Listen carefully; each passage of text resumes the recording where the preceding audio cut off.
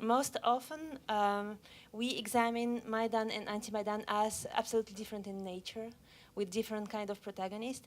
And in your research, interviews were done with both movements. So I would like to ask you, is there, what kind of similarities and differences you can see between the two kind of protesters' attitudes? And also, of course, to make a link between the two presentations, is there a regional dimension, a regional difference appearing in your fieldwork? Would my research be that different had Crimea not experienced this annexation? I mean, for me, no. I think the visibility of the research has obviously changed, and the answers that people want about the kind of questions that I pose, I think, has also changed. But I think my data is the same data. I'm not changing it in that way. I think my interpretation has changed in the sense that I'm much more cynical about some of the perspectives and about the links between some of the organizations on the ground in Russia. And I think, for me, that's a very important part of the annexation story. So this is a separate paper that I'm writing, which tries to kind of take a Brubaker framework in Ukraine, Russia, and Crimea and look at the different actors. And I think people don't really like the perspective that there were actors on the ground endorsing secession.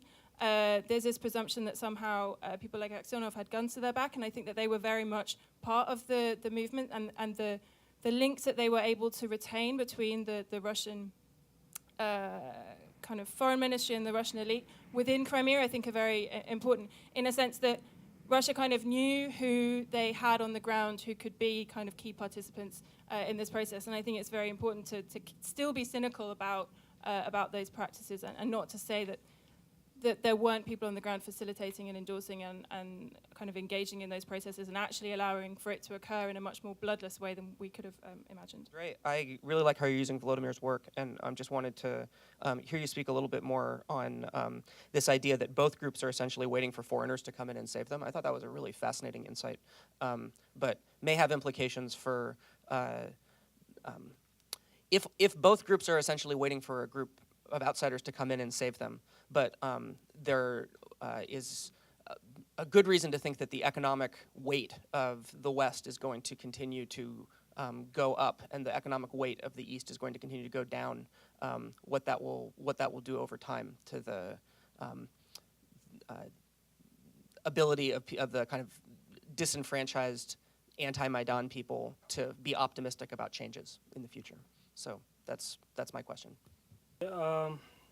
When you're saying that East is going down and West is going up, do you mean the East and West of Ukraine, or the East and the West in geopolitical terms? Well, I would say that this is not the question actually who's going up and who's going down. It's the question of where Ukraine is going to go, because the expectations of people from Euromaidan and those from anti-Maidan are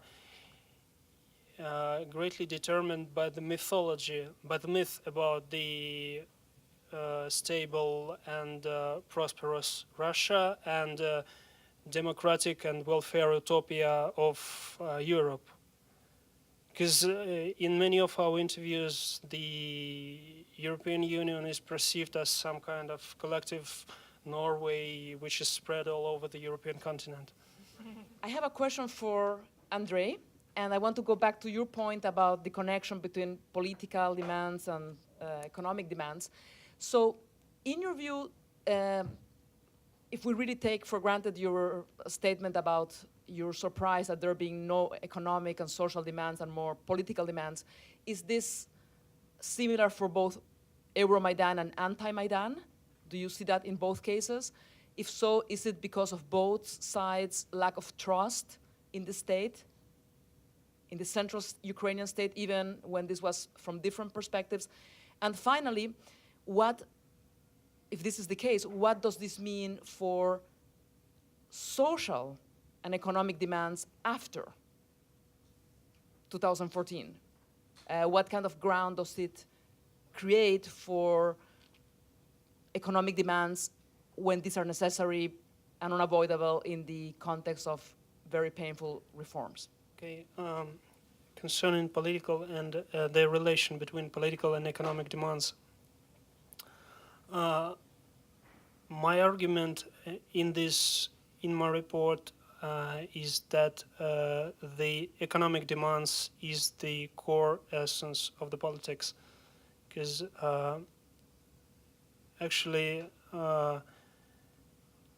the specific feature of post-Soviet protests is the presence of a lot of vague, let's say, moral slogans. We are against crooks and thieves. We are for fair elections. We are for I don't know, united Ukraine, etc. And all these slogans become irrelevant right after the movement diminishes. What gives the substance, and I was telling about that, what gives the substance and the objectness to the movement are the specific economic, social demands, or in a broader sense, the demands for taking part in the redistribution of powers and resources. So this is not actually the economic demands perceived as we ask from the government to give us better salaries, better pensions, etc. It's for me, it's the question of taking part in the process of decision making on how resources are distributed in the society. So I think I agree with Dominique. I love the categorization, and I think it's a very interesting way to very quickly and concisely put some nuance on your first point, which is that people are too simplistic about this issue. So I think it's a great technique for doing that. Across the categorization, which of these groups do you think now, given that you told us none of them supported annexation, would be likely to support a return of Crimea to Ukraine? Who would now support annexation?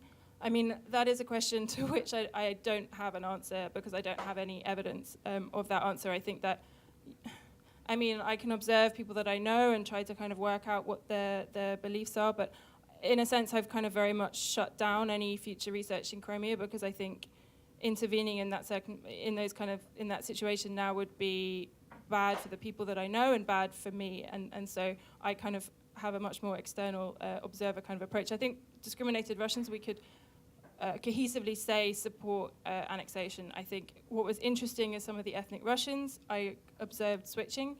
Political Ukrainians didn't, and many of them have left Crimea.